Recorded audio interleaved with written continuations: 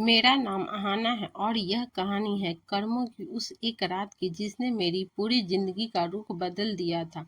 लोग कहते हैं कि तकदीर ऊपर वाला लिखता है, लेकिन मैंने अपनी आंखों से देखा है कि कभी-कभी कर्म इंसान के कर्मों की किस्मत का पासा पलट देते हैं। उस रात भी कुछ ऐसा ही हुआ था। होश रोशनी में जगमगा रहा था। चमचों और प्लेटों की टकराने की आवाजें, मेहमानों की हंसी और धीमी चुगलियों की फुसफुसाहटें माहौल को आम दिखा रही थी। लेकिन उस शोर के नीचे कुछ ऐसा सुलग रहा था जिसकी आहट शायद सिर्फ मेरी धड़कनों को सुनाई दे रही थी। मैं भीड़ के बीच खड़ी थी, मगर अंदर से बिल्कुल अकेली, जैसे इस पूरे घर में मेरी मौजूदगी सिर्फ फॉर्मेलिटी हो। तभी अचानक एक तीखी आवाज हवा को चीरती हुई गूंजती, बस बहुत हो गया। अगर आपका हाथ उठा तो मुझसे बुरा कोई नहीं होगा। उस एक वाक्य ने पूरे हॉल पर खौफ की चादर फैला दी। हंसी थम गई, फुसफुसाहटें रुक गई और सबकी नजर एक ही दिशा में उठ गई। वह आदमी जो अभी कुछ देर पहले सिर झुकाए खामोशी से सब सह रहा था, अब वो सीधा खड़ा हुआ था।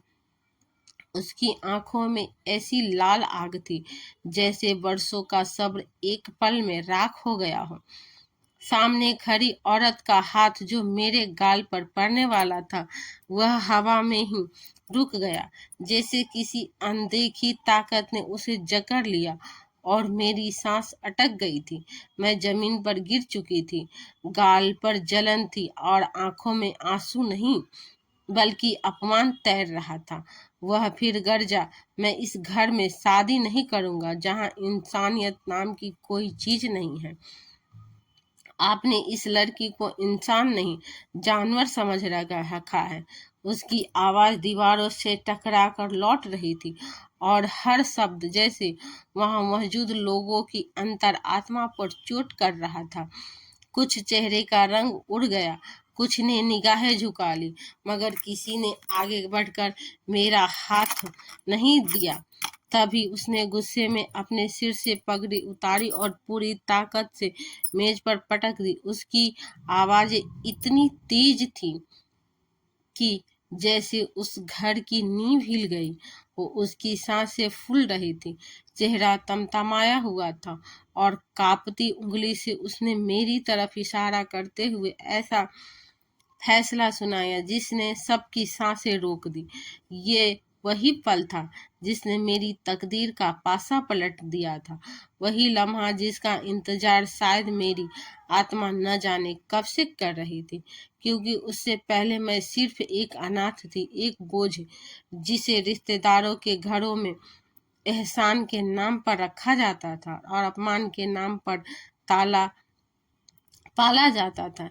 मैं ऐसे घर में पैदा हुई थी जहां समझौते को संस्कार कहा जाता था और लड़कियों की ख्वाहिशों को गला घोटना आम बात थी। लेकिन फिर मेरे बचपन में एक रोशनी थी।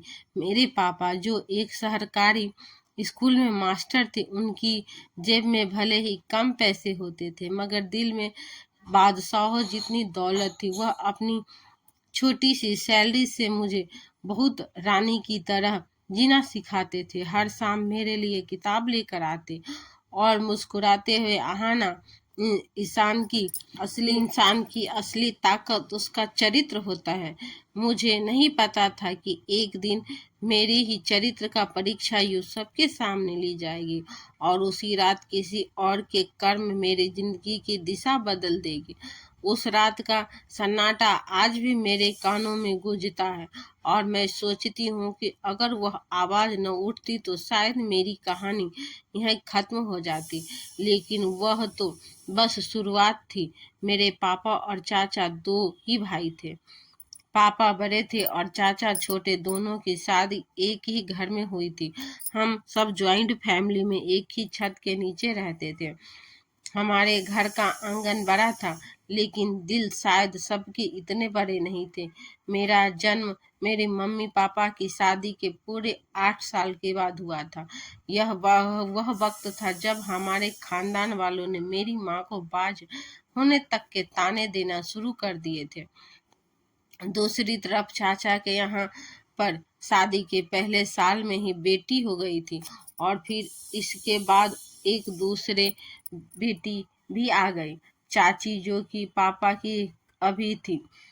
की भाभी थी, मेरी माँ से बहुत ज़्यादा नफरत करती थी।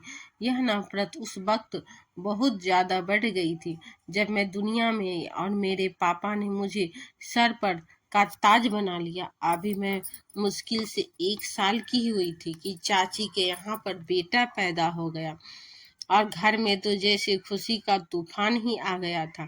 चाची का गुरूर 7वें आसमान पर पहुंच गया।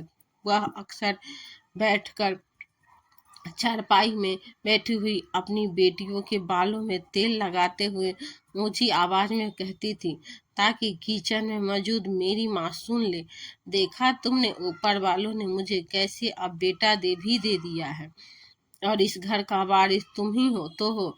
8 साल बैठी रही, फिर तुम्हारी बेटी हुई है, जिसे कल तो पराए घर चले जाना है। माँ यह सुनकर उदास हो जाती और नजरें झुकाकर खामोशी से सब्जी काटने लग जाती। उनके पास उनके तानों का कोई जवाब नहीं होता था। ऐसे में पापा वहां पर आ जाते थे तो शायद वही चाची की बातें सुन लेते थे। वह मुस्कुराते हुए मेरे पास आते और मुझे गोद में उठाकर हवा में उछाल लेते, और फिर कहते कि मेरी बेटी तो मेरे लिए 7 बेटों की जैसी है। भाभी, आप अपने बेटे पर नाज करिए। मुझे मेरी अहाना पर बहुत नाज है। यह मेरा नाम रोशन जरूर करेगी। पापा की यह बातें मेरी माँ को जख्मी दिल पर मरहम रख देती थी। चाचा अगर चाहे चाची की तरफ जहरीले नहीं थे, मगर वह अपनी पत्नी के आसार में बहुत ज्यादा थे।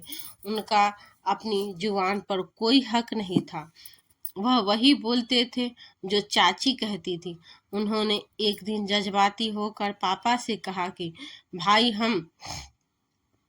भाइयों का रिश्ता बच्चों में भी ऐसा ही रहना चाहिए, जैसे कि मेरे बच्चे बड़े होंगे मैं अपने बेटे की शादी बहुत अच्छे घर में करूंगा। तो पापा हंस दिए। हाँ, यह तो खुशी की बात है। बच्ची की खुशियां देखने का तो माँ बाप के दिल में बहुत अरमान होते हैं। हाँ भाई, और मैं चाहता हूँ कि हमारे बच्चे भी आपस में प्यार से रहें। शायद तकदीर को हमारे लिए कुछ और ही मंजूर था। हमारी खुशियों को जैसे नजर लग गई थी। जब मैं 3 साल की हो गई तो मेरी माँ के सर में बहुत ज्यादा दर्द रहने लगा। पहले तो आम सा दर्द था, समझकर डिप्रेशन की गोलियां खा लेती थी, मगर फिर जब दर्द नहीं बर्दाश्त हो सका, उनको चक्कर आने लगा तो शहर जाकर टेस्ट करवाए गए। रिपोर्ट में हम सबको हिला कर रख दिया था। फिर पता चला कि उनको ब्रेन ट्यूमर है। यह बीमारी से लड़ते लड़ते बहुत जल्दी निहाल हो गई। घर में उदासियों के डेरे जम गए। एक शाम वह मुझे अपने सीने से लगाए हुए लेटी हुई थी। वह मुझे प्यार कर रही थी। उनके हाथ मेरे बालों में थे कि अचानक से उनकी गिरफ्त ढीली पड़ गई। उनकी आंखें छत पर जम गई थी। वह मुझे और पापा को इस भरे हुए मेले में अकेला छोड़कर इस दुनिया से विदा हो गई थी। माँ के जाने के बाद मेरी पूरी दुनिया मेरे पापा ही थे। वह मुझे माँ और पापा दोनों का प्यार देते थे। मुझे कभी भी माँ की कमी महसूस नहीं होने देते। सुबह जब वह बहुत जाने के लिए अपनी पुरानी मोटरसाइकिल बैठक में निकालते तो मैं दौड़कर उनकी टांगों में लिपट जाती। पापा, मैं भी जाऊंगी। वह मुस्कुराते और मुझे उठाकर बाइक के टैंक पर बैठा लेते। चलो मेरी गुड़िया, तुम्हें स्कूल छोड़कर आ जाऊंगा। वापसी पर उनके हाथ में कभी गरम जलेबियां होती तो कभी रंग बिरंगी कांच की चूड़ियां। वह मेरी तरह मेरी हर छोटी छोटी ख्वाहिशों को अपनी जरूरत पर भी दर्जा देते थे। चाची को यह बात एक आंख भी नहीं भाती। वह किचन के दरवाजे में खड़ी होकर जहरीले अंदाज में कहती है कि भाई, लड़की है, इसको इतना सर पर मत चढ़ाओ। कल को किसी के घर पर जाना है, इसको बिगाड़ो मत, वरना नाक कटवाएगी आपकी। पापा नरमी से बोल, लेकिन संजीदगी से जवाब देते कि भाभी उसकी माँ नहीं है। अगर मैं भी इसको लाड नहीं करूंगा तो कौन इसको प्यार करेगा। और रही बात अगले घर की, तो वह नसीबों वाला होगा जहाँ पर मेरी बेटी जाएगी, मेरी अहाना शहजादियों की तरह राज करेगी। मुझे क्या पता था कि यह लाड प्यार मुझ सिर्फ कुछ सालों का ही मेहमान है। और 12 साल की थी जब जिंदगी ने दूसरा और सबसे बड़ा वार किया था। कुछ ऐसा ही हुआ जिसने मेरी हंसती बसती दुनिया को किरची किरची कर दिया। उस दिन बहुत ज्यादा धुंध था। पापा मुझे स्कूल छोड़कर दूसरे गांव अपने जा रहे थे। रास्ते में धुंध की वजह से एक तेज रफ्तार टक्कर वाले ट्रक ने उनकी मोटरसाइकिल को टक्कर मार दी। सर पर बहुत ज्यादा चोट आई और वह मौके पर दम भी तोड़ गए। जब उनकी बॉडी घर पर लाई गई तो मैंने सर से आसमान हटकर गिर गया था। मैं उनको उठाने की कोशिश कर रही थी। मैं उनके सीने से लगकर बहुत ज्यादा रो रही थी कि पापा उठ जाइए, पापा मुझे चूड़ियां ला कर दीजिए, पापा आप बोलिए, क्यों नहीं बोल रहे हैं। लेकिन वह खामोश थे। उस दिन सिर्फ मेरा बाप नहीं मरा था, बल्कि मेरी इज्जत, मेरा सुकून, मेरा बचपन और मेरी सब ख्वाहिशें भी उसी दिन मर चुकी थी। उनके अंतिम संस्कार के तीसरे दिन ही जब अभी पापा की आत्मा की शांति के लिए पूजा हो रही थी तो चाची ने मेरा स्कूल का बस्ता उठाकर स्टोर रूम में फेंक दिया। मैं डरते डरते उनके पास गई। चाची मुझे स्कूल जाना है, मेरा होमवर्क भी नहीं हुआ है। चाची ने नफरत से मुझे सर से पांव तक देखा और हाथ में पकड़ा हुआ झाड़ू मेरी तरफ उछाल दिया। स्कूल? कौन सा स्कूल? अब कहीं तुम्हारे बाप का खजाना नहीं दबा हुआ है यहाँ पर जो मैं तुम्हारी फीस भरती फिरूंगी और नखरे उठाऊंगी। आज से तुम घर का काम करोगी। तुम्हारे चाचा अकेले कमाने वाले हैं और खाने वाले 10 मुंह हैं। यहाँ मुफ्त की रोटियां तोड़ने की इजाजत मैं किसी को नहीं देती। और पढ़ लिख कर तुमने कौन सा ऑफिसर बन जाना है। मैं रोती हुई चाचा के पास गई कि शायद वह कुछ बोलेंगे, शायद उनको अपने भाई का ख्याल आ जाएगा। लेकिन वह अखबार में मुंह दिए हुए खामोश बैठे रहे थे। उन्होंने एक नजर उठाकर भी मुझे नहीं देखा। उनकी इस खामोशी ने मेरे दिल पर आखिरी वार कर दिया था। उस दिन मुझे समझ आ गया कि अब इस घर में मेरी हैसियत बेटी की नहीं बल्कि एक नौकरानी की है, या शायद नौकरानी से भी ज्यादा खराब। वक्त गुजरता गया। मैं 12 साल से अब 18 साल की हो गई थी। इन 6 सालों में मैंने किताबों के पढ़ने की जगह बर्तन धोए थे और कांपते हुए हाथों से झाड़ू पकड़ी थी। मेरे हाथ खुरदुरे हो गए थे। मेरी कजिन हेमा और उर्वी स्कूल में से कॉलेज और फिर यूनिवर्सिटी तक पहुंच गई थी। वह नए कपड़े पहनती, पार्लर जाती, जबकि मैं घर की 4 दीवारी में कैद होकर रह गई थी। मुझे पुराने उतरन कपड़े पहनाए जाते। चाचा का व्यवहार बहुत ज्यादा जुल्म से भरा हुआ था। वह न सिर्फ मुझसे जानवरों की तरह काम लेती बल्कि जरा सी गलती पर वह मारपीट से भी ऊपर पहुंच जाती। सबसे खौफनाक बात तो यह थी कि वह शाम को चाचा के कान भरती ताकि चाचा के दिल में मेरे लिए जो थोड़ी बहुत हमदर्दी बची हुई थी वह भी खत्म हो जाए। अरे सुनिए, आज फिर मोहल्ले का वह लड़का छत की तरफ देख रहा था। मैंने वहां पर अहाना को कितनी बार कहा कि दुपट्टा उड़कर छत पर जाया करे, लेकिन उसके तो दिमाग में कोई बात बैठती ही नहीं है। यह लड़की हमारी इज्जत एक दिन मिट्टी में मिला देगी। इसके लक्षण मुझे ठीक नहीं लगते हैं। तो चाचा गुस्से में लाल पीले हो जाते और वह बिना किसी बात की पूछताछ करे सीधा मेरे पास आ जाते। इधर आओ। मैं डरते हुए पास जाती। मेरे हाथ आटे से भरे हुए होते। तो वह बिना पूछे मेरे मुंह पर थप्पड़ मार देते। अगर तुमने मेरी पगड़ी उछाली तो जिंदा जमीन में गाड़ दूंगा। समझ आई? भाई की परवरिश की तुम धज्जियां उड़ाओगे?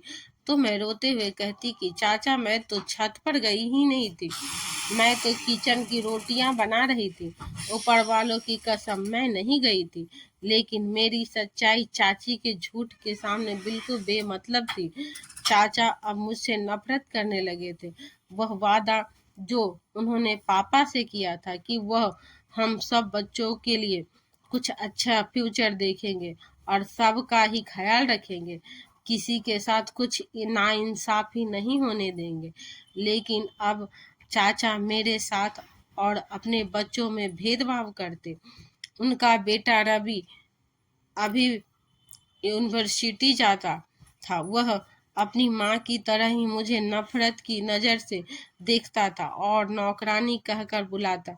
मैं पढ़ी लिखी तो नहीं थी, पर कुदरत ने मुझे शकल सूरत से ऐसा खूबसूरत बनाया था कि देखने वाले ठिठक जाते। गरीबी और मैले कुचले कपड़े के बावजूद भी मेरा रंग रूप छुपता नहीं था। मेरी आंखों में जो उदासी होती थी वह मेरी खूबसूरती को और भी ज्यादा दिखाती। शायद यही बात चाची और उनकी बेटियों को खटकती थी। जब भी कोई मेहमान घर पर आता, चाची मुझे किचन में छुपा देती और मैले कपड़े पहनाकर उनके सामने ला देती ताकि मैं नौकरानी ही लगूं।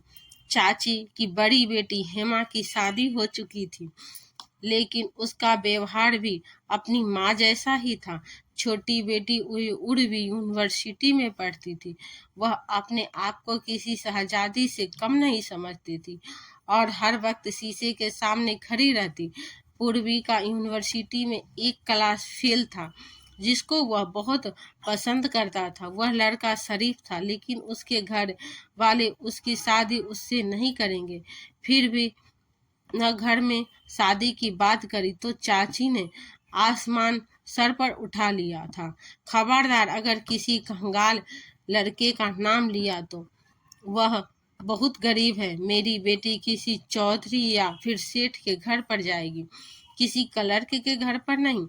बिल्कुल नहीं, हमने अपनी नाक नहीं कटवानी है। इस बीच एक रिश्ता करवाने वाली मौसी ने चाची को बहुत ही बड़े बिजनेसमैन टाइकून के घर पर आने का रिश्ता बताया था। लड़का का नाम बयान था और शहर का जाना माना बिजनेसमैन था। दौलत पैसे से उनका कोई मुकाबला करने वाला नहीं था। चाची की आंखों में लालच थी, चमक आ गई। मासी, तुम बस बात पक्की करवाओ। वह मांगा है नाम दूंगी, मांगा नाम इनाम दूंगी। मैं तुम्हें यह रिश्ता हाथ से नहीं जाना चाहिए। जब उससे लड़के बियान की फैमिली उर्वी को देखने के लिए आई तो घर में हंगामा मचा हुआ था।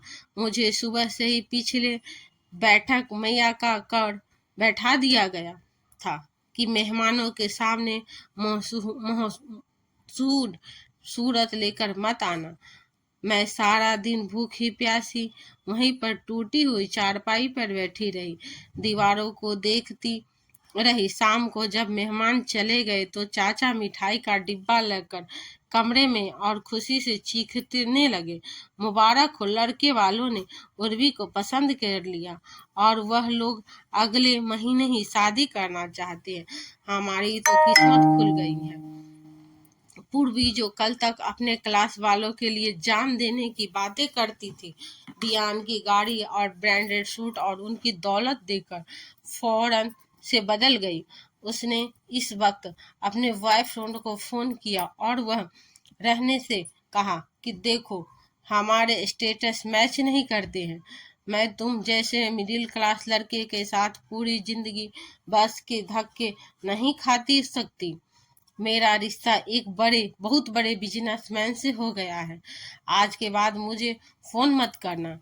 उसने इतनी आसानी से एक रिश्ता तोड़कर दूसरे अमीर रिश्ते की गली लगा ली, जैसे कि कोई पुराने कपड़े बदलते हैं। उसको अपने खूबसूरती और किस्मत पर इतना ज्यादा गुरूर चढ़ गया था कि शादी की तारीख तय हो गई। चाची की खुशी संभाले नहीं संभलती रहे थे। वह चाहती थी कि मंगनी का खर्चा बचाया जाए और डायरेक्ट शादी की जाए। बयान के घर वाले बहुत अमीर थे, लेकिन चाचा ने रोते हुए ड्रामा रचाया था कि हम बहुत गरीब लोग हैं, बेटी की विदाई साथ किस करना चाहते हैं। बियान के मम्मी पापा बहुत सुलझे हुए समझदार लोग थे। उन्होंने चाची की बात मान ली और सादगी से शादी का फंक्शन रखा। पर चाची की शादी का मतलब सिर्फ अपना पैसा बचाना था कि घर वालों ने उनको दहेज देने से मना कर दिया था, और बल्कि चाचा नहीं उन लोगों से लाखों रुपए के तोहफे की फरमाइश करनी शुरू कर दी। घर में शादी की तैयारी हो रही थी, घर में पेंट हो रहा था, नए पर्दे लग रहे थे। उन सब कामों का बोझ मेरे कंधों पर था। मैं सुबह 5 बजे उठ गई और रात को 2 बजे तक काम करती रही। कभी दर्जी के चक्कर का, कभी सफाई, कभी मसाले पीसना। मेरे हाथों में छाले पड़ गए थे और पैरों में सूजन आ गए थे, लेकिन चाची को मरहम नहीं आता। वह सोफे पर बैठकर हाथ में चाय का कप लिए हुए मेरे ऊपर हुक्म चलाती रहती। आना, पर्दे ठीक से धोए थे ना? कहीं दाग तो नहीं रह गया? अगर बियान की माँ ने कोई कमी निकाल दी तो मैं तुम्हारी खाल खींच लूंगी, समझा? हाँ ना? यह कालीन पर मिट्टी नजर आ रही है, दोबारा से झाड़ू उसको ठीक से सफाई करो। अंधी हो गई हो क्या? क्या शादी से 2 दिन पहले मुझे हल्की बुखार की महसूस हो रही थी, जिस टूटा हुआ था और सर भारी हो रहा था। मुझे लग रहा था कि मैं गिर जाऊंगी। मैं हिम्मत करके चाचा से कहा, चाचा मेरी तबीयत ठीक नहीं है, क्या मैं थोड़ी देर के लिए लेट जाऊं? मुझे खड़ा नहीं हुआ जा रहा है। तो चाची ने मुझे घर का काम देखा और कहा, तुम्हें आराम चाहिए, यह ड्रामेबाजी करना छोड़ जाओ, जाकर मेहमानों के कमरे को साफ करो। जब तक काम खत्म नहीं होगा ना तो खाना नहीं मिलेगा। मैं खामोशी से उठकर चली गई। दवाई तो दूर की बात है, मुझे आराम का एक पल भी नहीं मिल रहा था। बुखार बढ़ता ही गया, लेकिन काम के रफ्तार कम नहीं हुए थे। अगले दिन हल्दी की रस्म थे। घर में मेहमानों से भरा हुआ था। ढोलक का थाप पर गीत गाए जा रहे थे और पूर्वी पीले कपड़े में दुल्हन बनी हुई थी, बैठी थी। चेहरे पर उपटन लगा हुआ था और उसकी फ्रेंड्स उसको घर का घेर कर बैठी हुई थी, हंस रही थी। मैं कोने में खड़ी हुई मेहमानों को चाय दे रही थी। मेरा जिस्म बुखार से तप रहा था, आंखें जल रही थी और हलक में कांटे चुभ रहे थे। तभी पूर्वी की नजर मेरे ऊपर पड़ी। उसने अपने फ्रेंड के कानों में कुछ कहा और वह सब मेरी तरफ देखकर हंसने लगी, मेरा मजाक बनाने लगी। उसकी एक दोस्त ने ऊंची आवाज दी ताकि सब सुन सके, अरे आना, जरा इधर तो आना, आओ देखो दुल्हन को नजर नहीं लग जाए। तुम जरा हटकर खड़ी रहो, तुम्हारे यह पुराने और फटे हुए कपड़े मेहमानों को बुरे लग रहे हैं, ताकि तुम किसी भिखारन से कम नहीं लग रही हो। मैं शर्मिंदगी से जमीन में गड़ गई। मैंने वही सूट पहना था जो पिछले दिवाली पर चाची ने अपनी बेटी का उतरा हुआ मुझे दिया था, जिसका रंग भी उड़ गया था। मेरी आंखों में आंसू आ गए, लेकिन मैंने खुद को संभाले रखा। जब सब सो गए तो मैं किचन में बर्तन धो रही थी। बुखार अभी बहुत ज्यादा था। थर्मामीटर अगर होता तो शायद पारा 103 से भी ऊपर होता। मुझे अपने आप सुनाई होता हुआ महसूस हो रहा था। मैंने दीवार का सहारा लिया ताकि गिर न जाऊं। कल शादी थी, वह दिन जो मेरी जिंदगी का सबसे जरूरी मोड़ साबित होने वाला था, लेकिन उस वक्त मुझे सिर्फ मौत अपनी तरफ आती दिखाई दे रही थी। मैं वहीं पर किचन में ठंडे फर्श पर बैठ गई और अपनी माँ को याद करके रोने लगी। काश आप जिंदा होती तो कोई मुझे ऐसा जानवर नहीं समझता। पापा, आप मुझे लेने क्यों नहीं आ जाते? मुझसे अब ये सब नहीं सहा जाता। मुझे नहीं पता था कि कल का सूरज मेरे लिए क्या लेकर आएगा। बस इतना पता था कि चाची ने कल के लिए मेरी जिम्मेदारियां बढ़ा दी हैं, जो एक सेहतमंद इंसान भी अकेला नहीं कर सकता था। और मैं इस 103 डिग्री बुखार में वह सब कुछ कैसे करती, यह सोचकर भी मेरी आत्मा कांप रही थी। डर और बीमारियों ने मुझे जकड़ रखा था और सूरज की किरणें निकलने शुरू होने वाली थी। घर में एक तूफान उठ गया। यह तूफान खुशी का नहीं बल्कि अफरा तफरी का था, जो चाची की चीखें पुकार से पैदा हुआ था। सूजन अभी पूरी तरह से निकला हुआ भी नहीं था कि घर के दर दीवार हिलने लगे। आज शाम बियान और उनके मम्मी पापा ने रस्म के लिए और खाने पर आना था।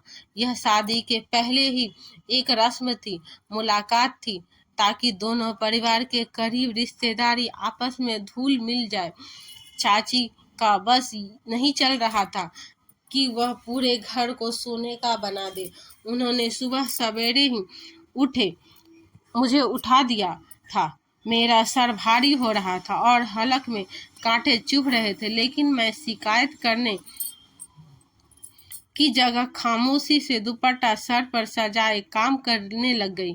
आहाना ए मसूर भरी अभी तक बर्तनों की टोकरी वहीं पर पड़ी हुई है। मेहमानों के आने में सिर्फ 4 घंटे बाकी रह गए हैं और तुम्हारी सस्ती नहीं हुई है, खत्म हो रही। चाची की आवाज मेरे कानों में हथौड़े की तरह लग रही थी। मैं किचन में फर्श पर बैठी हुई कांप रही थी। ठंडा पानी जब मेरे बुखार से तड़प रहे हुए हाथों पर पड़ा तो मुझे झुरझुरी आ जाती है। मैं खड़ी हुई बर्तन धो रही थी। चाची, साबुन खत्म हो गया है, दूसरा दे दीजिए। मैंने हिम्मत करके आवाज लगाई। चाची किचन के दरवाजे पर आई। उनके हाथों में नए पर्दे थे। उन्होंने नफरत से मुझे देखा। तुम खाती भी है इतना ज्यादा हो कि 10 आदमी खा जाए, और चीजें भी इसी तरह से खराब करती हो। अभी कल ही तो मैंने टिकिया दी थी। अब क्या मैं साबुन बनाने बैठ जाऊंगी? यह राख से बर्तन मांजो। और खबरदार, जो मुझे दोबारा से आवाज दी। मैंने खामोशी से राख उठाई और पतीले रगड़ने लगी। मेरी उंगलियों से के पोरों से खून निकलने लगा था, लेकिन दिल में उठने वाला दर्द उस जिस की तरह था, कहीं ज्यादा था। दोपहर तक घर की सजावट पूरी हो गई थी।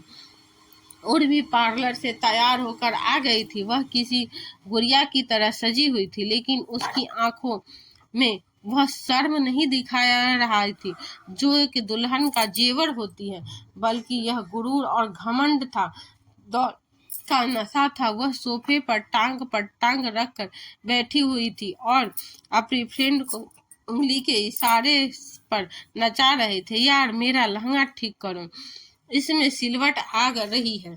अरे कोई जूस तो पिला दो, मेरा गला सूख गया है। मैं वहीं पास की कालीन पर ब्रश मार रही थी जब उर्वी की नजर मेरे ऊपर पड़ी। उसने मुंह बनाकर अपनी दोस्त से कहा कि इसको कहो यहाँ से हट जाए।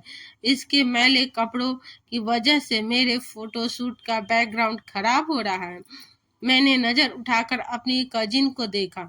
हम एक ही दादा की औलाद थे, लेकिन आज जमीन आसमान का फर्क था। वह ऐसे तख्त पर बैठी हुई थी और मैं उसके कदमों की धूल साफ कर रही थी।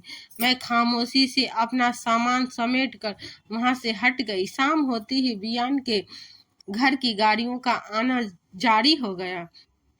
सब गाड़ियां हमारे घर के बाहर आकर रुकने लगी। वह बहुत बड़ी गाड़ियां था, जिनको देखकर मोहल्ले वाले भी घरों में बाहर निकल आए थे। चाची और चाचा दौड़कर उनके स्वागत के लिए गए। मैं किचन में खिड़की से यह सब मंजर देख रही थी। गाड़ी का दरवाजा खुला और बियान बाहर निकल आया। वह एक सुलझा हुआ रौबदार पर्सनालिटी का मालिक था। उसके चेहरे पर संजीदगी थी। वह वैसा नहीं था जो गलियों में सीटियां बजाते फिरते हैं। उनके उसके साथ उसके मम्मी पापा थे। सफेद बालों वाली औरत साथ थी, यानी बियान की माँ। वह लोग आए तो चाची ने उनका खूब अच्छे से स्वागत किया। अरे आइए आइए, हमारे गरीब घर में आपका स्वागत है। बियान बेटा, क्या बात है, तुम्हें नजर नहीं लग जाए, बहुत ही प्यारे लग रहे हो। फिर वह ड्राइंग रूम में उन सब को लेकर गई। मुझे हुक्म था कि जब तक मेहमानों को कुछ चाहिए नहीं हो मैं सामने नहीं जाऊं। थोड़ी देर बाद चाची किचन में आई।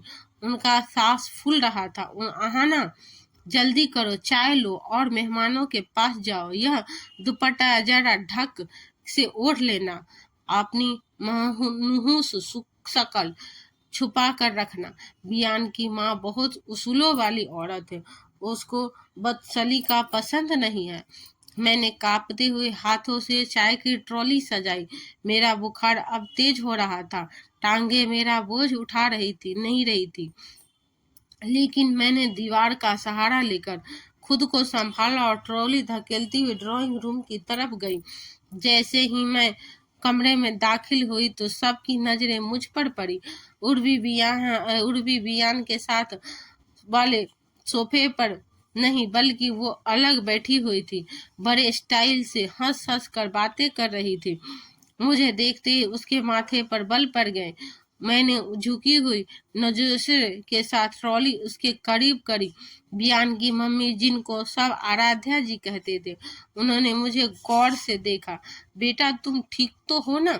मुझे चेहरा बहुत लाल सा हो रहा है। उनका लहजा इतना ज्यादा नर्म था कि मैं एक पल के लिए चौंक गई। इस घर में मुझसे किसी ने इस लहजे में आज तक बात नहीं की थी। इससे पहले कि मैं कुछ बोलती, चाची फौरन से बोल पड़ी। अरे कुछ नहीं बहन, यह हमारी दूर की रिश्तेदार है।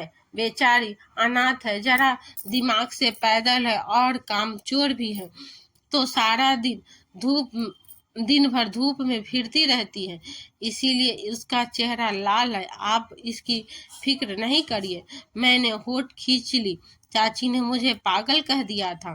बियान ने भी चौंक कर चाची की तरफ देखा और फिर मुझे। उसकी गहरी काली आंखों में एक सवाल था जिसको मैं समझ नहीं पाई। मैंने चाय का कप बनाकर बियान की तरफ बढ़ाया। मेरा हाथ बुखार की वजह से कपकपा रहे थे। कप प्लेट से टकराया और हल्की सी छनक की आवाज आई। चाय की एक बूंद छलक कर प्लेट में गिर गई। चाची ने मुझे बहुत घूर कर देखा, जैसे कि अभी मुझे कच्चा चबा जाएगी। देखा बहन जी, मैं नहीं कहती थी कि इसको कोई तमीज नहीं है।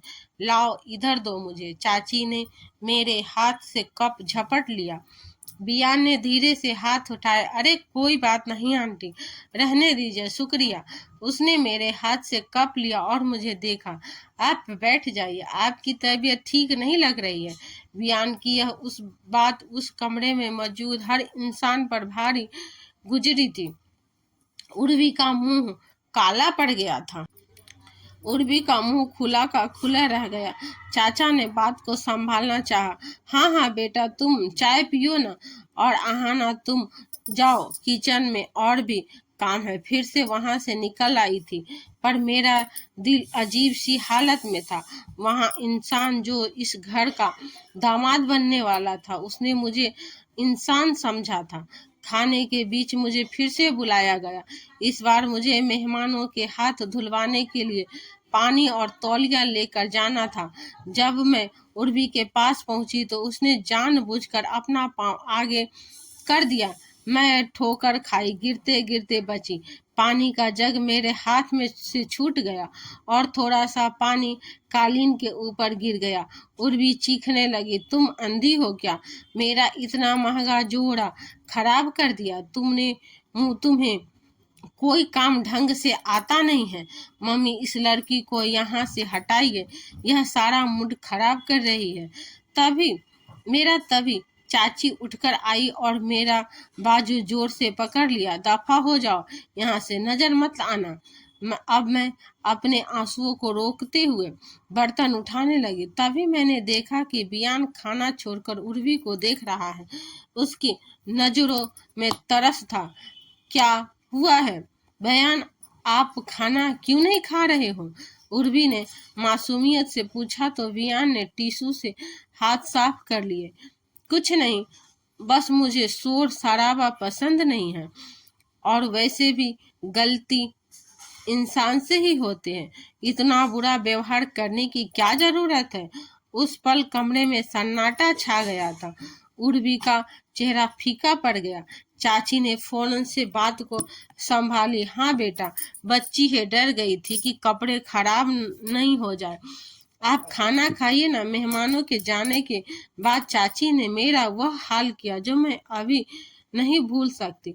उन्होंने मुझे बालों से पकड़कर दीवार के साथ पटक दिया। तो इसीलिए आई थी न वहां जानबूझकर अपनी मनहूस शक्ल दिखाने के लिए, ताकि वो लड़का तुझ पर तरस खाए। सुन ले कान खोलकर, अगर कल शादी के वक्त भी तूने कोई ड्रामा किया तो मैं तुझे जान से मार दूंगी।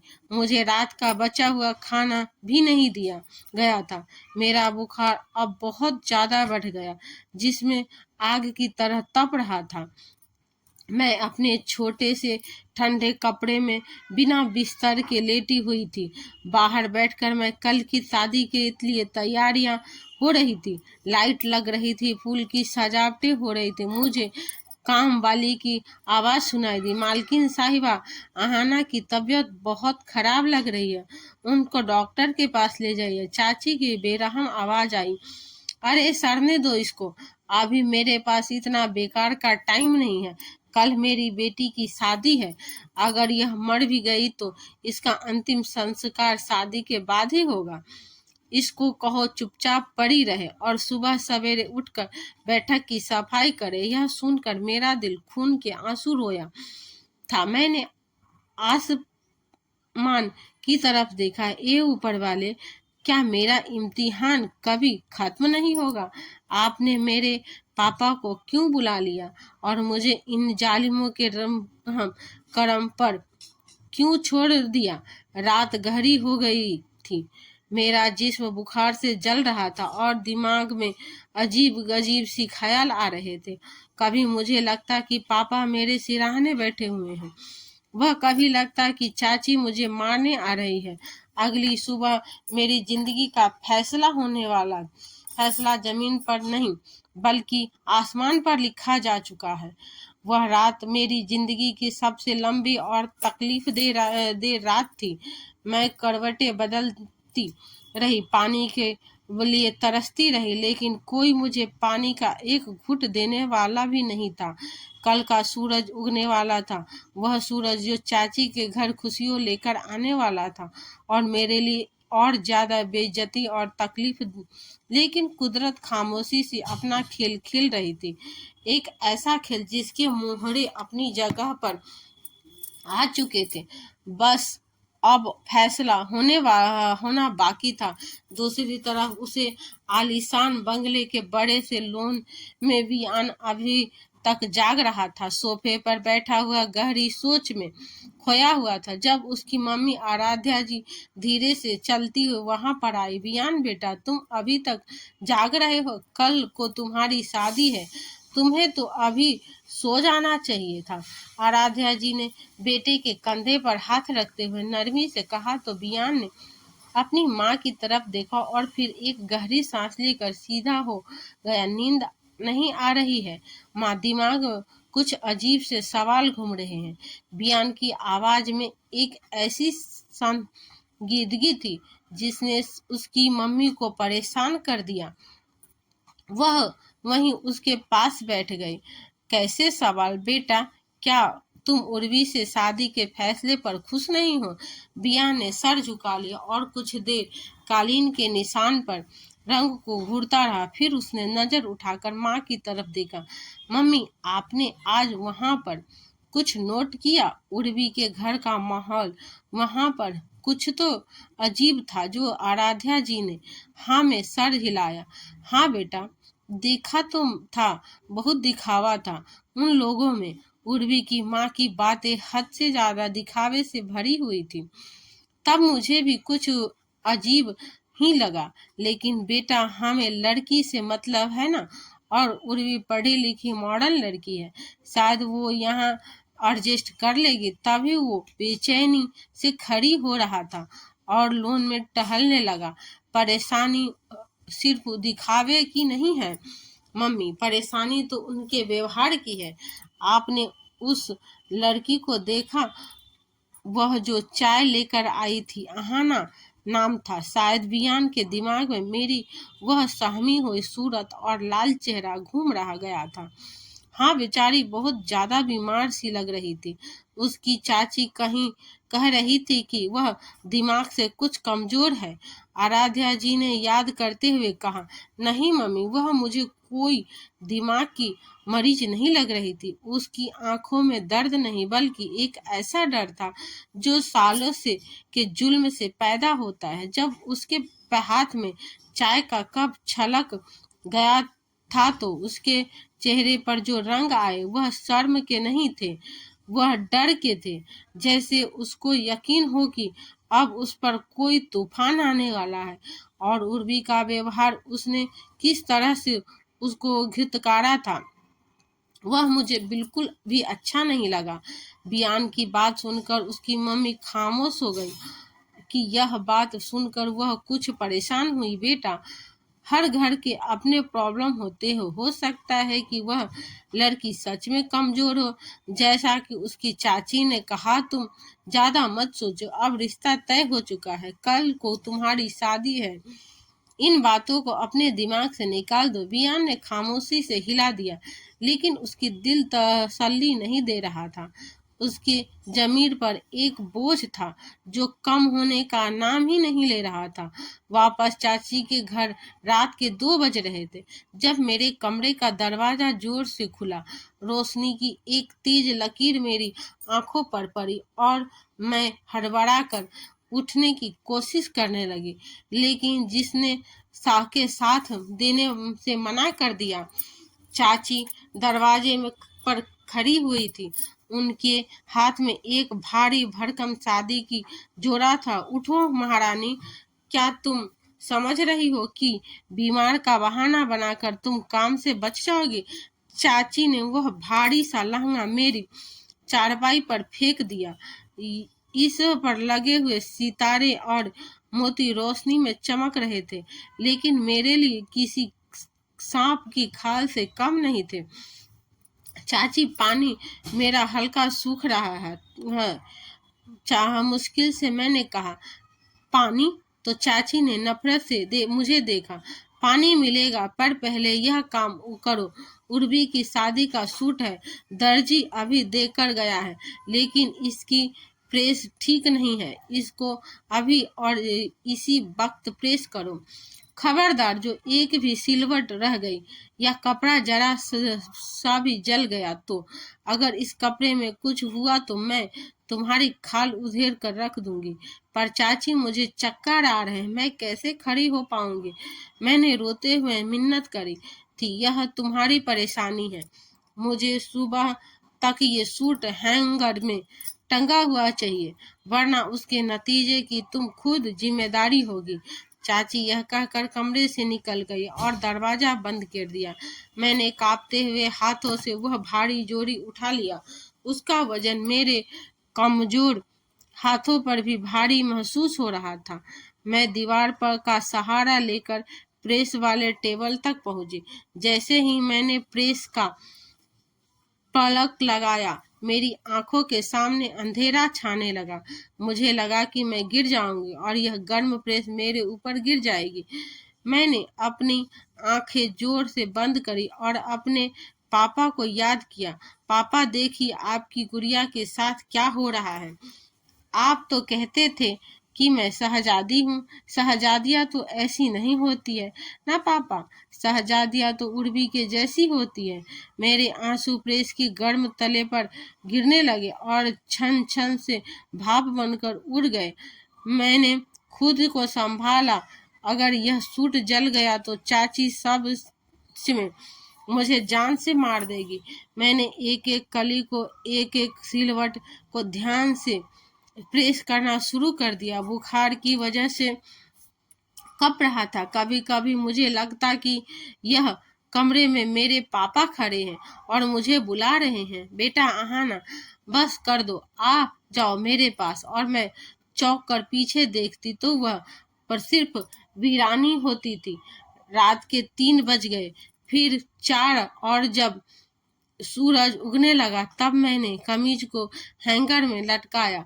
मेरा काम खत्म हो गया था, लेकिन मेरी हिम्मत अभी खत्म नहीं थी। मैं वहीं कालीन पर बैठ गई। यह वह वक्त था जब मैंने ऊपर वालों से फूट फूट कर रोते हुए प्रार्थना करी, ऊपर वाले मैं थक गई हूँ, मुझे या तो स्वर्ग दो या नर्क दो, फिर मुझे भी मेरे पापा के पास बुला लो। मैं अनाथ हूँ, यहाँ मेरा कोई सहारा नहीं है। मेरे लिए किसी देवता को भेज दे और मुझे यहाँ से उठा ले। मेरी हिचकियाँ बंध गई थी। जमीन की ठंडक मेरे पैरों को छू रही थी और दिल को सुकून दे रही थी। मुझे नहीं पाता था कि मैं इतनी बुरी तरह रोती रही और रोते रोते मेरी कब आंख लग गई। जब मैंने सर उठाया तो खिड़की से हल्की हल्की सी तेज रोशनी आना शुरू हो गई थी। अचानक कमरे का दरवाजा धीरे से खुला। वहाँ की नौकरानी डरते हुए अंदर दाखिल हुई। उसके हाथ में एक प्याली में गर्म दूध था और एक रोटी थी। आना बेटी, उन्होंने हल्की आवाज में कहा। मैंने प्लेट रख देख लिया तो वह तेजी से मेरे पास आ गई और मेरे माथे पर हाथ रख दिया। उनका चेहरा डर से सफेद हो रहा था। अरे तुम तो कोयले की तरह तप रही हो। यह जालिम औरत ने तुम्हें सारी रात जगाया है ना। उन्होंने जबरदस्ती मुझे दूध का गिलास पकड़ा दिया। यह लो, जल्दी से इसको पी लो। अगर यह डायन आ गई तो तुम्हें कुछ भी खाने नहीं देगी। मैंने बड़ी मुश्किल से यह दूध छिपाया है। मैंने मना करना भी चाहा कि नहीं, मैं नहीं पी रही, क्योंकि हलक में कुछ उतर ही नहीं रहा था, पर उनकी ममता भरी आंखों ने मुझे मजबूर कर दिया था। मैंने मुश्किलों से 2 घूंट दूध पिया ही था कि बाहर से चाची की गर्दार आवाज आ गई। वह नौकरानी को बुला रही थी। तभी वह घबरा गई और वहां से जाने लगी। बेटी तुम लेट जाओ, थोड़ी देर में बाहर संभाल लूंगी। अगर मालकिन ने तुम्हें देख लिया तो फिर बहुत बुरा होगा। वह बर्तन छुपाकर बाहर भाग गई। मैंने मुश्किल से खुद को घसीटा और चारपाई पर गिर गई। मेरा जिस्म उस वक्त लकड़ी की तरह जकड़ चुका था। जोर में इतना दर्द था कि हिलना भी मुश्किल हो रहा था। मैंने आंखें बंद कर ली, यह सोचकर कि शायद अब में थोड़ी देर सुकून मिल जाए। नींद ने मुझे अपनी दीवादियों में ले लिया था, पर यह सुकून सिर्फ कुछ लम्हों के लिए ही था। अभी मेरी आंखें लगी हुई थी। मुश्किल से 15 मिनट हुए थे होंगे कि एक बार फिर से मेरे सर पर तूफान आ खड़ा हुआ। दरवाजा एकदम से खुल गया। इस बार चाची अकेली नहीं थी, उनके साथ उनकी बड़ी बेटी हेमा भी थी। देखो जरा मम्मी, हम वहाँ मेहमानों में लगे हुए हैं और यह महारानी यहाँ पर घोड़े बेचकर सो रही है। हेमा ने हंसते हुए कहा। चाची मेरे सिरहाने आकर खड़ी हो गई। उनके चेहरे पर एक मुस्कुराहट थी। आज उनकी बेटी की शादी थी। घर मेहमानों से भरा हुआ था। बाहर खाना बनने वाला था। फूलों की सजावट वाले गेट पर काम कर रहे थे और वह चाहती थी कि उनका घर शीशे की तरह चमके, और इस चमक के लिए उनको एक मशीन की जरूरत थी। इंसान ही नहीं, मेरा दिल जोर जोर से धड़क रहा था कि अब क्या हुक्म मिलेगा। मुझे अंदाजा नहीं था कि अगला हुक्म और अगली बात मेरी बर्दाश्त की आखिरी हद को भी पार कर देगी। चाची ने आगे बढ़कर मेरे ऊपर से बिस्तर को खींच लिया। उनकी आवाज मेरे कानों में टकराई। ये महारानी अभी तक सो रही है? चलो उठो, सारे बैठक में झाड़ू लगानी है, जल्दी से उठ जाओ। मेरी बेटी की शादी है, पूरा घर शीशे की तरह चमकना चाहिए। चलो उठो जल्दी से। मेरा सर बुरी तरह से चकरा रहा था और आंखों के सामने अंधेरा छाने लगा था। मैंने उठने की कोशिश करी तो टांगों में ने मेरा बोझ उठाने से मना कर दिया। मुझे ऐसा लगा कि जैसे जमीन मेरे पैर के नीचे से निकल रही हो। मैंने कांपती हुई आवाज में कहा कि चाची, मुझे बहुत तेज बुखार हो रहा है, खड़ा नहीं हो रहा हूँ, जा रहा हूँ। हे ऊपर वाले के लिए मुझे थोड़ी देर लेटने दीजिए। पर उनको मेरी हाल से कोई भी मतलब नहीं था। ये बहाने मत बनाओ, अगर रोटी खानी है तो काम करना पड़ेगा। जाओ यहाँ से दफा हो जाओ, और जब तक पूरा बैठक साफ नहीं हो जाए मुझे शक्ल मत दिखाना। अपनी फिर से मुश्किल से लड़खड़ाती हुई बाहर बैठक में आ गई। बाहर दिसंबर की सख्त ठंडी थी और कोहरे ने हर चीज को अपनी प्लेट में ले रखा था। चाची बरामदे में खड़ी हुई मुझे देख रही थी ताकि मैं कहीं रुक नहीं जाऊं। बुखार से चेहरा लाल हो रहा था और तप रहा था। हर देखने वाले को यह पता लग रहा था कि मैं कितनी तकलीफ में हूँ, लेकिन वहां पर पत्थर दिल थे जिनका पिघलना नामुमकिन था। पर बैठक की सफाई के बाद मेरी सांस फूल चुकी थी और पसीना ठंडा की बावजूद भी मेरे हाथ माथे से बह रहा था। पर मेरा इम्तिहान अभी खत्म नहीं हुआ था। चाची ने मुझे वहीं से आवाज दी, अब किचन में आ जाओ, मेहमानों के लिए खाना तैयार करना है। बेचारी ये अकेले क्या क्या करेगी, वह नौकरानी को कह रही थी। गर्मी पड़ती हुई किचन में पहुंची। वहां पर खाने पक रहे थे और गर्मी और भाप ने माहौल को घुटन से भरा बना रखा था। चाची के घर काम करने वाली नौकरानी मसाले भून रही थी। मुझे देखती ही उनकी आंखों में तरस आ गया। बेटी, तुम तो खुद बीमार हो, तुम जाओ यहाँ से, मैं कर लूंगी। अभी उन्होंने ये कहा भी नहीं था कि चाची सर पर आकर खड़ी हो गई। अरे तुम अपना काम करो, यह कोई शहजादी नहीं है जो हाथ नहीं लगा सकती। आना, तुम सब्जी का ध्यान रखो और चावलों का पानी चेक कर लो, मैं खाना बना रही हूँ। पर मेरा दिमाग चकरा रहा था। बुखार इतनी तेज थी ज्यादा थे कि आंखों के सामने बार बार अंधेरा छा रहा था। मुझे समझ नहीं आ रहा था कि मैं क्या डाल रही हूँ और क्या कर नहीं। मसाले की खुशबू मुझे उल्टी का एहसास दिला रही थी। मेरा मुंह कड़वा हो गया था, इसीलिए मुझे सब्जी के टेस्ट का भी पता नहीं चल रहा था। बस मैं हाथ चला रही थी और दिल के में ऊपर वाले को पुकार रही थी कि या तो मुझे मौत दे दे या फिर इस परेशानी से मुझे छुटकारा दिला दे। दोपहर तक घर मेहमानों से भरा हुआ था। हर तरफ हंसी और खुशियों का शोर था। उर्वी लाल जोड़े में दुल्हन बनी हुई बैठी थी और उसके चेहरे पर एक जीत भरी मुस्कुराहट थी। वह बार बार अपने दोस्तों को दिखा रही थी इसकी शादी कितने बड़े घर में हो रही है। शादी का वक्त करीब आ गया था। चाची ने हुक्म दिया कि शादी से पहले मेहमानों को खाना सर्व करना है। एक साइड बियान और उसके घरवाले मौजूद थे, जबकि औरत दूसरी साइड में। मैं चाची की काम वाली के साथ मिलकर टेबल पर खाना लगाने लगी। मेरे हाथ कांप रहे थे और बर्तन का वजन मुझे पहाड़ के जैसा लग रहा था। मैंने बड़ी मुश्किल से उस सब्जी के बर्तन को उधर की तरफ रख दिया जहां बियान और उसके घरवाले बैठे थे। चाची बड़े फक्र से मेहमानों के पास खड़ी हुई और मेहमानों से अपनी तारीफ बटोर रही थी। खाइए ना भाई, यह खास तौर पर घर में मैंने खुद तैयार करवाया है। बाहर के खानों में तो अच्छा आ जाएगा, कहाँ होता है। यह कहते हुए चाची ने खुद सब्जी का चम्मच भर लिया और बियान की प्लेट में डालने लगी। फिर उन्होंने दिखावे के लिए खुद भी थोड़ा सी सब्जी चखी, ताकि सबको यकीन दिला सके कि खाना कितना स्वादिष्ट है। जैसे ही निवाला चाची के हलक के नीचे उतरा, उसके चेहरे का रंग बदल गया। उन्होंने फौरन से प्लेट मेज पर पटक दी और मेरी तरफ मुड़ गई। ये क्या बनाया है तुमने?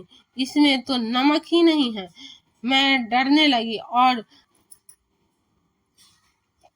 पीछे को हट गई। चाची, वह मैं शायद भूल गई।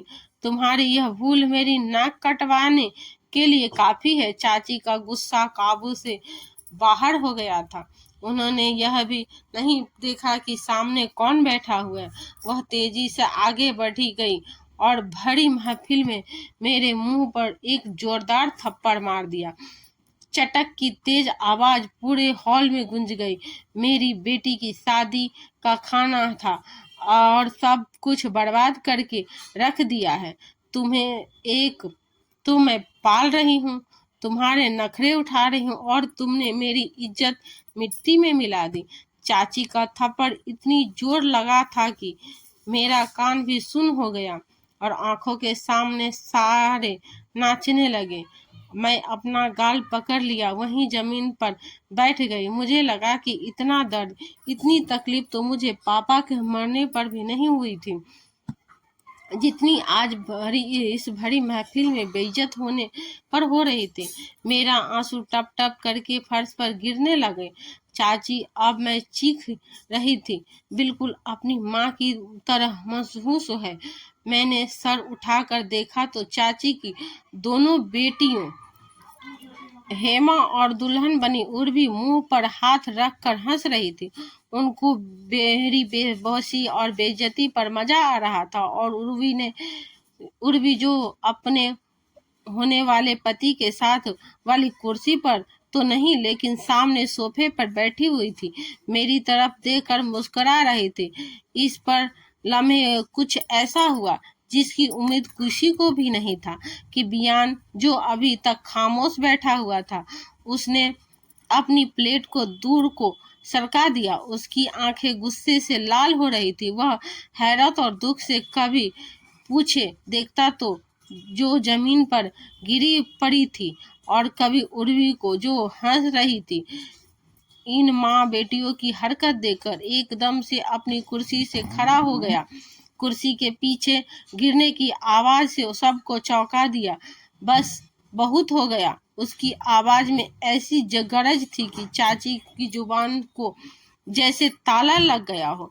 मैं इस घर में शादी नहीं करूंगा जहां पर इतना ज्यादा जुल्म किया जाता है। पंडाल में सन्नाटा छा गया था। चाचा जो मेहमानों में लगे हुए थे, डरते हुए आए। बियान के मम्मी पापा भी घबरा कर खड़े हो गए। यह बात कह रहे वो, बेटा आज शादी है तुम्हारी। उसके पापा ने उसको समझाने की कोशिश करी। नहीं पापा, मैं अंधा नहीं हूँ।